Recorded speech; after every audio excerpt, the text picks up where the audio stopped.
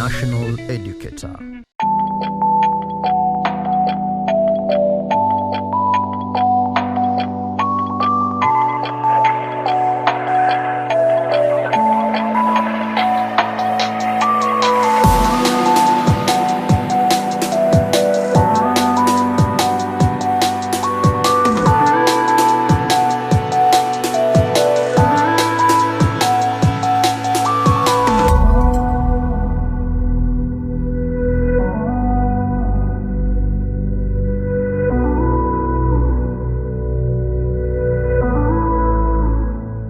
Welcome to today's installment of Parenting Today. My name is Dibala Nair. Glad that you've joined us.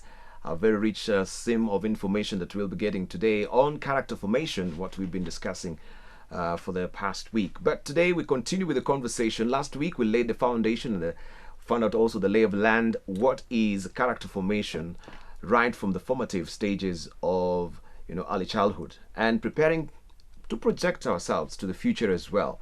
So how does character formation interface with the future of work? The world is changing, and the nobility of character is very key for every human being, more so for your child as it grows to be an adult. And joining me is the Executive Director of Global Peace Foundation, Daniel Juma.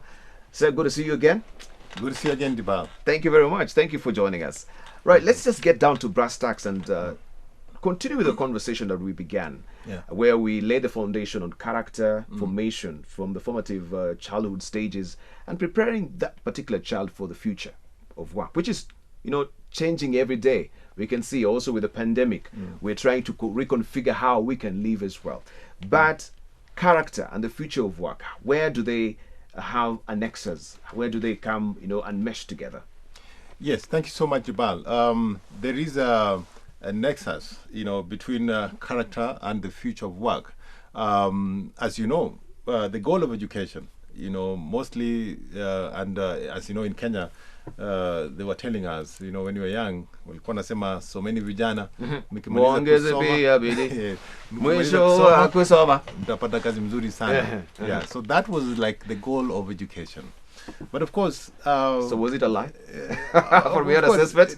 I don't want to say it's a lie or not, but I tend to believe that the goal of education is not just getting a job per se. Yes. But of course, it's very, very critical because one of the reasons we send our kids to school is so that they're able to become self-reliant, and one of the best ways of being self-reliant is be able to earn livelihoods. And you earn livelihoods when you get a job. Yes. But of course, in these days, because of the lack of ready employment, we don't have ready employment. We must prepare our students for the eventuality that you may finish school and you may graduate, but you may not find a ready job waiting for you. So what do you do as a student, someone who has gone to the university? Do you just sit at home and disturb your parents to get for your job and they have taken you to school? So one of the things that we believe is that one of the reasons you go to school is so that you become creative enough, to navigate even the circumstances whereby you graduate and don't find jobs. So in the event that you don't find a job, it is upon you as a student to create a job, to create employment. And that's why we're saying that the system of education that we need to, to be focusing on today is one that will create future job creators, that will make future job creators. We don't want to nurture a generation of job seekers alone.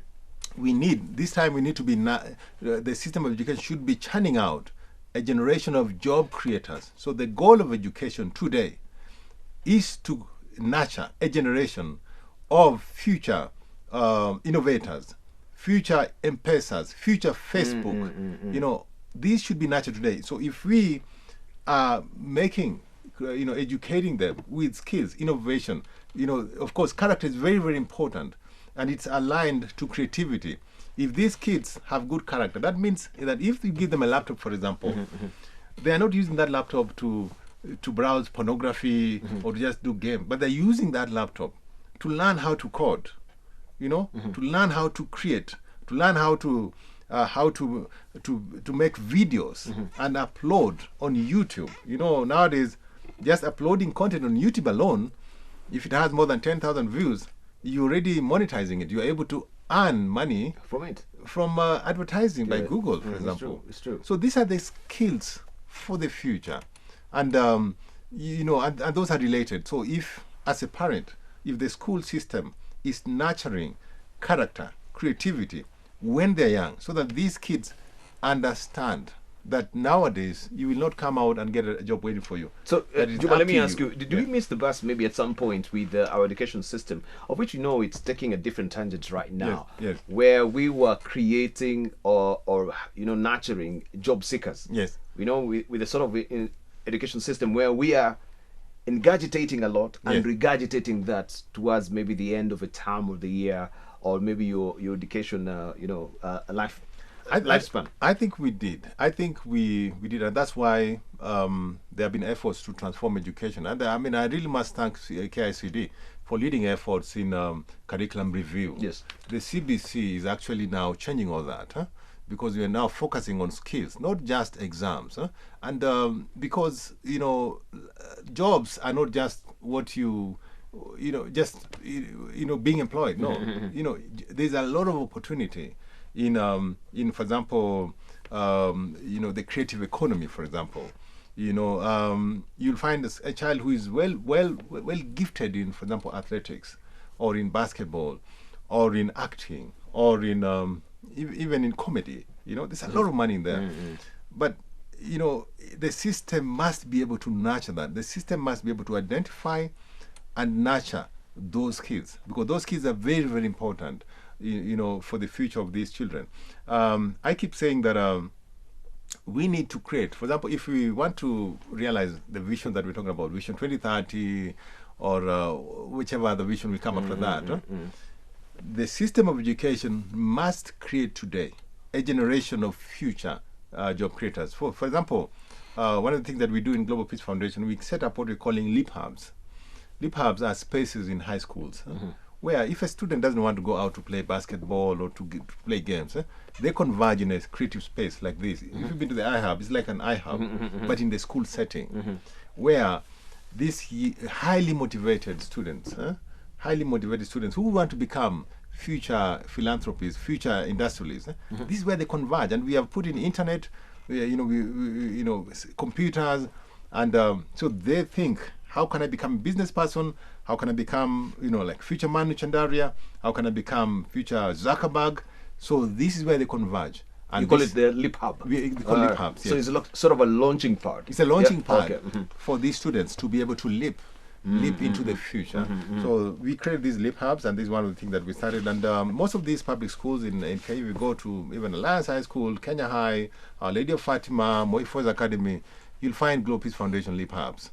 And what this has done is that some of these students, when they leave school, they actually don't just when they leave, immediately they finish their Form 4, they're already registering their companies. They're going to Sharia House, they're going to eCitizen to register their companies. Look, when we finish so these school, are things we talk to them actually when they're in the leap hubs. Yes. How you can start up a company. And nowadays the government has made it easy. Yeah. eCitizen, you can register a company in 2 yes. years. So these leap hubs empower these students with this information. You have an idea and you want to actualize it. You can actually create your company, and you can start earning money even when you're still in school. You can start earning money. So a mindset of entrepreneurship is inculcated when they're young. You have seen Asian families. Yes. They teach their students business. When they're still in school, when they tag them along. They tag them along. Come to the farm. Yes. Come to the shop. Yes. See how we normally talk to customers. Absolutely. See how we normally aid. Yeah, it's true. I agree with you. So before and this is one thing we really need to learn from our Asian brothers. Yes. We need to learn that. We don't need, as parents, we should not burden our kids with looking for employment. While they can actually learn from us, we can nurture them. Learn from them, nurture them, so that they're transitioning. Yes. They're transitioning seamlessly. So if, for example, I have created some good business venture, and I'm tagging my kid along, he's learning from me, and eventually he's creating a future for himself. So these are some of the things that, as parents, that we can be able to do. And then education plays a role in just modeling my kid to have good discipline, to have values like hard work, the culture of hard work, discipline, financial literacy. These are things you can teach your kids at early age. For example, for me in my house, what I do with my kids, I usually reward them. For example, the other day I told them, whoever, if you create for me a video and send it to my email, then I give you a reward of 1,000 shillings each. And the whole day they spent Googling, trying to see how do I do that, because they want to earn. So we need to. So were you also aiding your children in trying to come up with this video? Yes, or they just went, out on a limb? No. I mean, I didn't. Out on a limb to the Google and try to get some of these sites that will teach them how to edit a video. They did that. They did that. They did that on YouTube, because you see, they have the laptop. So I said, Google the sites. You can, now if you go, for example, on you can see coding, how to code, how to edit. I say, go and study that and create for me a video. And they did that, and they sent me. It's not a perfect video, but they sent it to me. At least. Yeah. So what I'm saying is that. You reward them. You reward them by, not just giving them money to go and buy sweets, but they need to earn. They need to start earning. They need to start that if they do a good job, then they can earn something. So this is one way of also helping them to have a culture of savings. So when they earn that money, I encourage them to put it in their, they have a bank where they keep it. So at some point when I'm broke, I go to my and say, can I borrow? Some from the piggy bank, which is very important. Can I borrow some money? And they lend it to me and then I pay them back. So that kind of culture, financial literacy, as parents, we need to inculcate at a very young age. I like it because I think sometimes we normally think now that you've taken them to school, then it is the onus of the teachers to try and drill these particular lessons into our students. Absolutely, no, and but this is where you really come in handy. And I like what you're doing, and even the spirit of rewarding. That I will not just give you money, but you have to work for it as well. You have to work for it. Be creative. Yes. So this is way of really sparring also the creative juices, from our children, as it were. I like it. So. Just for the parents who are at home and they're watching today, and I know we have the world that is flat right now. They normally say, yes, the world is flat. If you've ever read that book by, Friedman, that is Thomas Friedman, he says the world is flat, and truly the world is flat even today.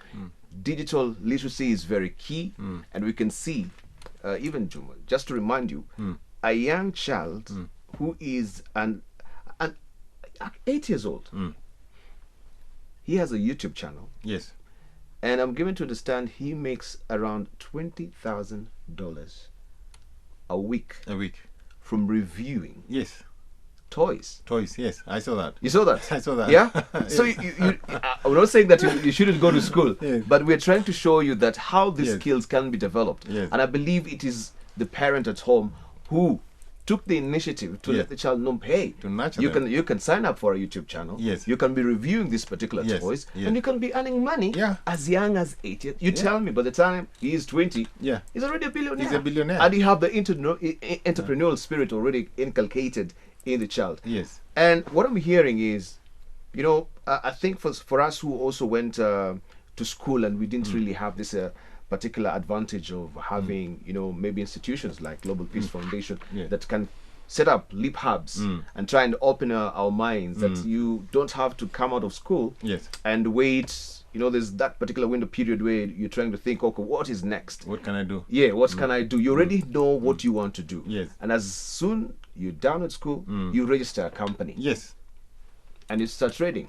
Absolutely. It could be online as well. Absolutely. So how do we aid parents again in terms of trying to get that connection? Maybe they don't know how to subject their children, or institutions like Global Peace Foundation that they're not in their schools. I don't know what criteria normally you use to go to the schools as well. Is it mainstream? Is it the slums? Yeah.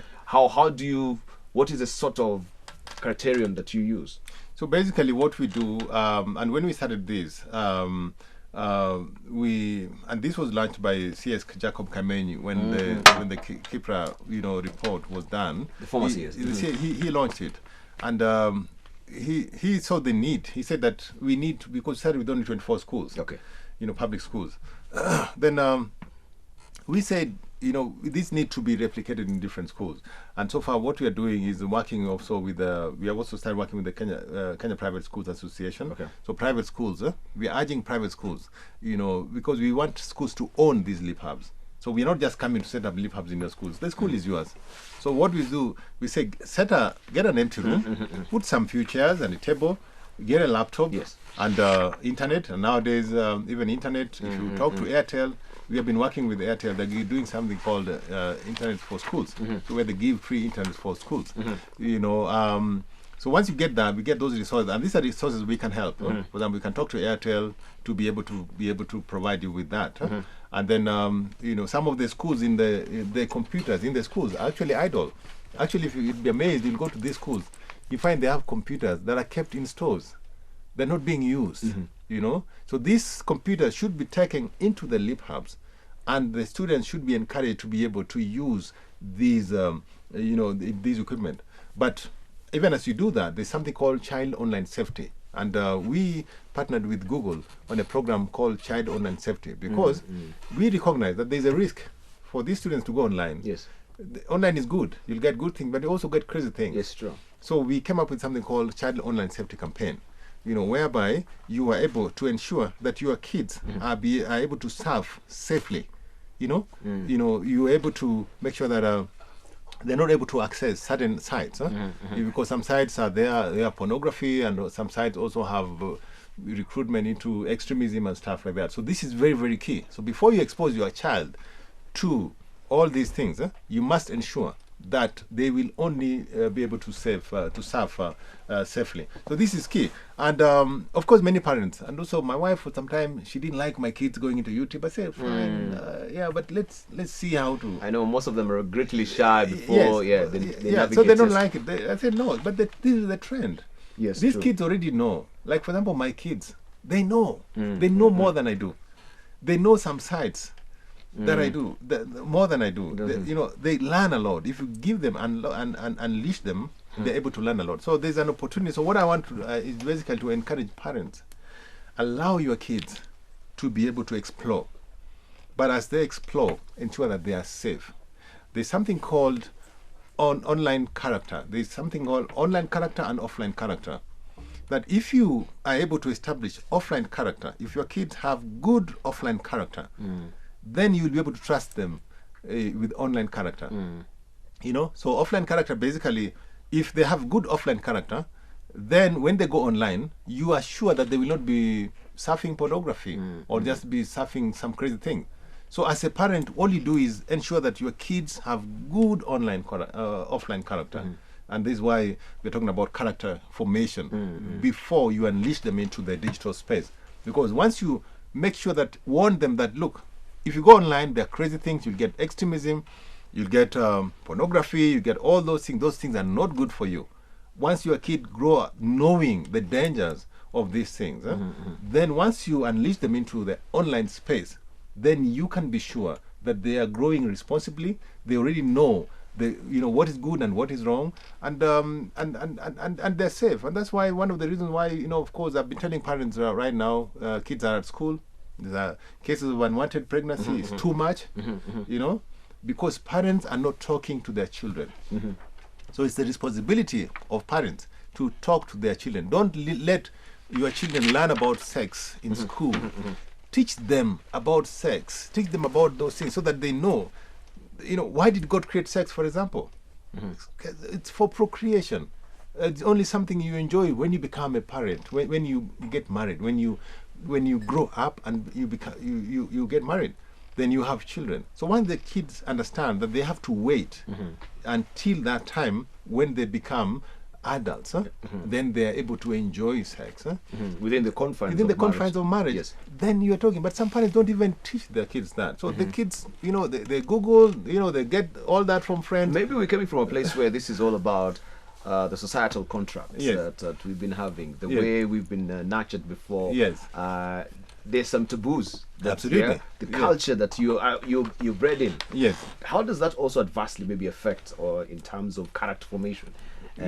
Because the world is changing truly, and we can see if you don't speak about it, we can see repercussions. Absolutely. And the eye-popping figures that we are having also, Yeah. you know, from the government, that yes, we have increasing number of teenage pregnancies, especially Absolutely. during this pandemic. So for me, I don't think there's any taboo. I mean, this is your child. You've been bathing him from when he's young. You have seen him naked.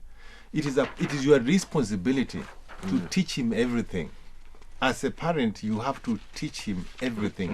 You cannot say that there are some taboo subjects that I can't tell my daughter or my son. So you, as a wife, the wife must teach the daughter. You know, things like, for example, when menstruation start. Yes. You know, what is the menstruation? If the mama doesn't teach the child about menstruation, then when the blood comes, then she's scared, right? But if she's well prepared, and then she's taught about the hygiene that comes with menstruation, and then she knows that menstruation is a sign of growing up. It's a sign that now you're ready to become. It's a normal thing. It's part of growing up. If parents do not have this, they're calling them taboo subjects that they can't have them. Then who will teach these kids? So I'm thinking, this generation, we must change. I know we were not taught by our parents. Most of the things I discovered myself. You're greatly shy to tell us. Yeah, but me, I have this talk with my son. I tell them about, you know, the importance of respecting women, respecting girls. You know, if you impregnate someone's daughter when you're young, that means you start paying bills. Yes. When you're young, you become responsible. You don't even have a job. Yeah. So when they hear this, then they are very careful. Even a daughter, you must let them know. You know, if you become pregnant when you are 14 years old, that means you have to buy napkins. You can't go to school. You know, people basically are laughing at you. You become a laughing stock. So these are the things that you prepare them. And the parent must be able to walk their kids through all these things, so that when they become adults, they have been inherited all this knowledge, all this information from their parents. But if you let the neighbors, if you let friends, peers teach these kids, you know, you'll find out that you just find when the kids are pregnant, and it's terrible what they learn from outside there. Yeah. And all this is an effort on what we call the smart workforce readiness that your program also has been pushing. Absolutely. Yeah, the future of work. The future of work, you know, is smart. You know, the future of work, as I said earlier on, is changing. The pandemic has shown us that, for example, you don't need to be in the office to work. For example, my employees, you know, people work in my office, they can work. You know, we can transact. For example, my accountant can transact from home, initiate a transaction in the bank. I approve it, and the other signatory approve it, and we pay bills. So the future of work is changing. You do not need to converge into a space, a physical space, to be able to work. You get my point? Yes. You can work from home. So I think... And I think even that is where truly the character will really come to play. Absolutely. Because how do I trust you when you're at home? Will you just be, you know, not having that blanket victory in the morning, sleeping until 11 a.m.? You're not now paying the suppliers, you know, you're not getting to sign those or append your signature. Absolutely. Yeah. So it really comes crucially, especially during this pandemic. Where is your character? And like they say, character is what you do when when others No one are is not watching. It was watching. It's true. You get my point. So if I trust you, you know, if I trust you with work, for example, I'll trust you to be able to wake up and be able to deliver it. But if you have a good character, then I don't need to, you know, to police you. You cannot police a human being, you know, and that's why it's very, very important, like you've said, character formation is very, very critical. Character formation and the future of work go hand in hand. The employers of the future are better off with employees that have good character than with employees that have good grades. Yeah, that one you can take it to the bank. You know, future employers, you know, will rather get those employees with good discipline. Character is not just good behavior, but also good discipline. If I said I'm coming here at this time, if you say we meet at this time, you know, I should be able to meet that. You know, not just have excuses. So, and these are things that you develop in them when they're young. Timekeeping, virtues. Yeah, saying when sorry. You send them to the shop, they bring you the change.